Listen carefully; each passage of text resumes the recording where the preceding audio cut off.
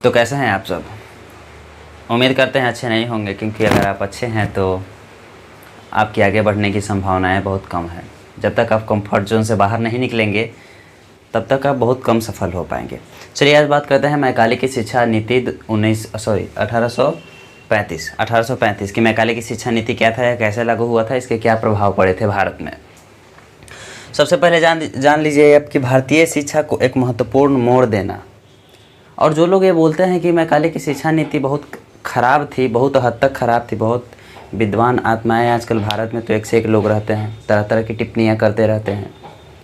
तो उनको ये पता होना चाहिए कि 1835 के पहले भारत की शिक्षा की स्थिति कैसी थी और 1835 के बाद भारत की शिक्षा नीति में या भारत की शिक्षा में क्या बदलाव हुए, इसके क्या प्रभाव पड़े।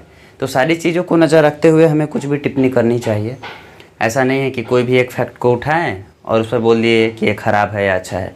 उसके पहले की स्थिति और बाद की स्थिति भी हमें देखनी चाहिए। चलिए देखिए, भारतीय समाज को प्रभावित करने वाली नीति, एक मैकाले का शिक्षा नीति ऐसा नीति था जो एक भारतीय समाज को ही एकदम बदल। शिक्षा मतलब क्या आप समझते हैं कि जो वही पढ़ते लिखते हैं वो तो एक है ही, लेकिन एक शिक्षा के कारण ही ना एक समाज बदलता है।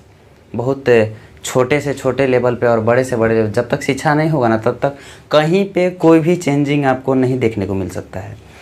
भारतीय समाज को प्रभावित करने वाली नीति थी शिक्षा प्रणाली को बदलने की। ऐसा नहीं था कि भारत में पहले शिक्षा नहीं था, भारत में पहले भी शिक्षा थी, तभी तो उसका कहा गया ना कि शिक्षा प्रणाली को बदलने के लिए जो हमारे भारत की शिक्षा प्रणाली थी उसको बदला जाए। देखिए, मैकाले भारत आया था 10 जून 1834 को गवर्नर जनरल का कानूनी सलाहकार बन के।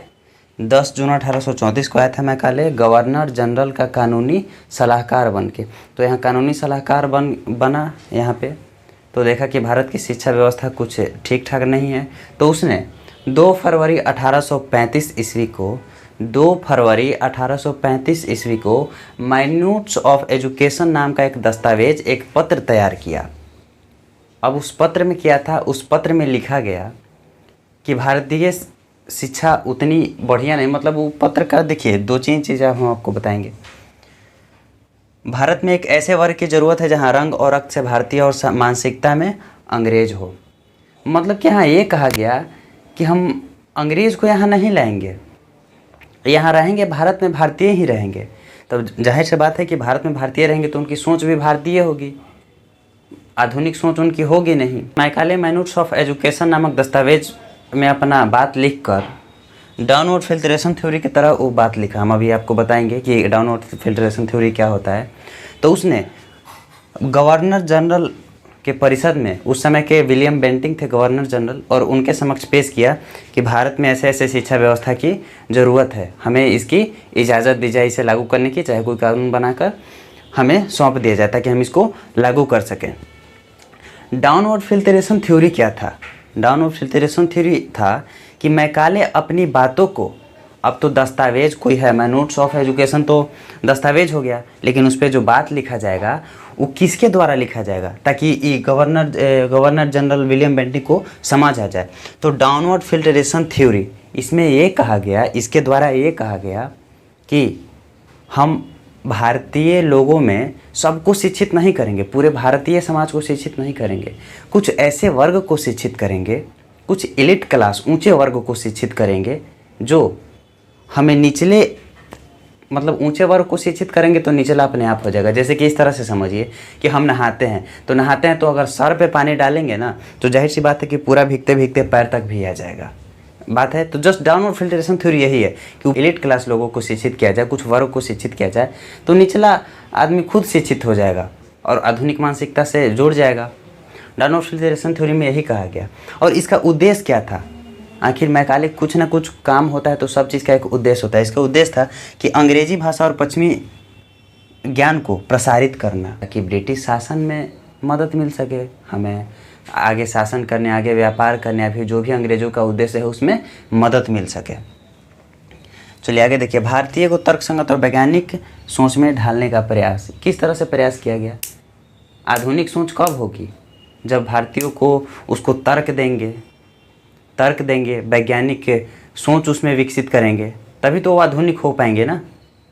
तो यही तरह से प्रयास किया गया कि भारतीय को तर्क संगत और वैज्ञानिक सोच में ढालने का प्रयास किया गया। अब इसका प्रभाव क्या पड़ा? जब मैकाले की शिक्षा नीति लागू हुई तो इसका प्रभाव क्या पड़ा?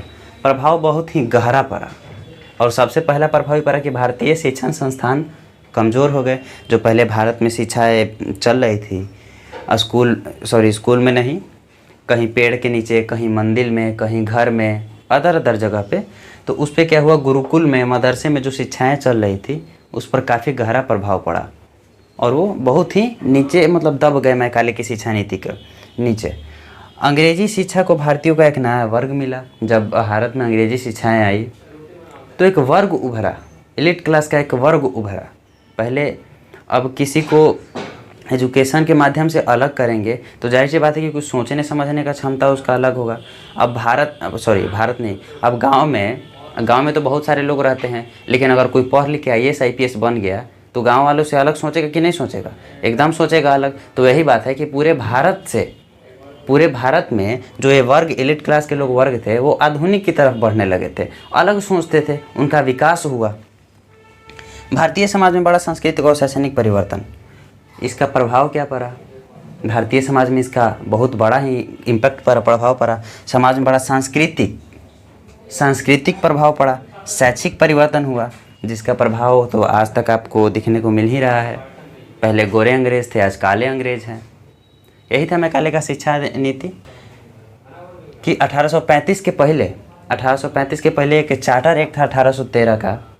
उसमें ब्रिटिश सरकार द्वारा एक घोषणा की गई थी कि हम प्रतिवर्ष भारत की शिक्षा पर 1 लाख रुपया खर्च करेंगे। हालांकि बाद में खर्चा उर्चा हुआ नहीं कि हुआ, ब्रिटिश जाने। चलिए, वीडियो अच्छा लगा हो तो लाइक सब्सक्राइब कर दीजिएगा। धन्यवाद।